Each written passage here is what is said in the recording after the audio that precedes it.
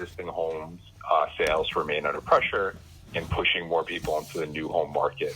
The home builder Toll Brothers reported new home sales last month were better than January sales for most of the last 2 decades. New homes are gaining popularity partly because the cost of fixing up a fixer-upper keeps rising, says Jessica Lautz at the National Association of Realtors. 41% of people who purchase a new property are actually doing so because they want to avoid the renovations. Even with home builders benefiting from low inventory now, they'd much prefer to see lower mortgage rates. Demand would be much higher for both old and new homes. And with rates so high now, many of the people buying brand new homes are those that don't have to borrow in the first place. Rob Dietz is with the National Association of Home Builders. Generationally, that buyer is going to be a Gen Xer who's in the peak earning years. It's going to be a baby boomer who maybe can purchase with all cash. First-time home buyers? Well, how long can you live in a fixer-upper without fixing it up? I'm Matt Levin for Marketplace. On Wall Street today, traders kind of put last week's disappointments behind them. Kinda. They sent all 3 major indices a little higher. Kinda. We'll have the details when we do the numbers.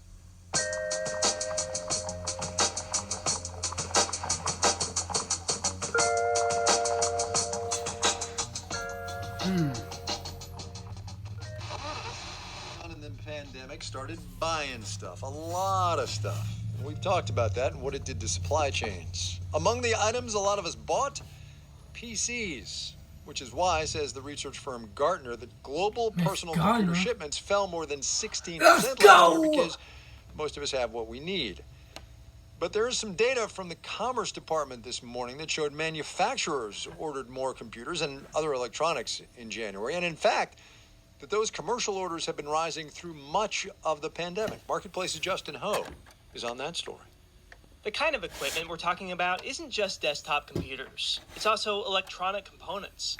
Think about ag equipment. Ag equipment is doing really well, and there's a whole bunch of electronics on a piece of agricultural equipment. That's Tim Fiore with the Institute for Supply Management.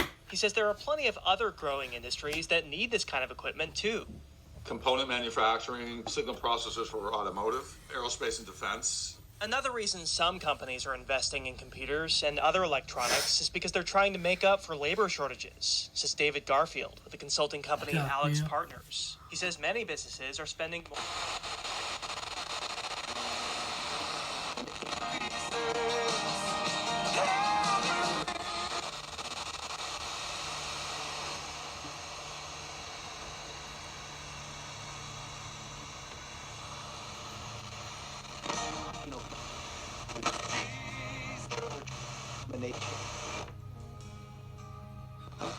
Yeah, I can't really comment on it because I don't know that much about it.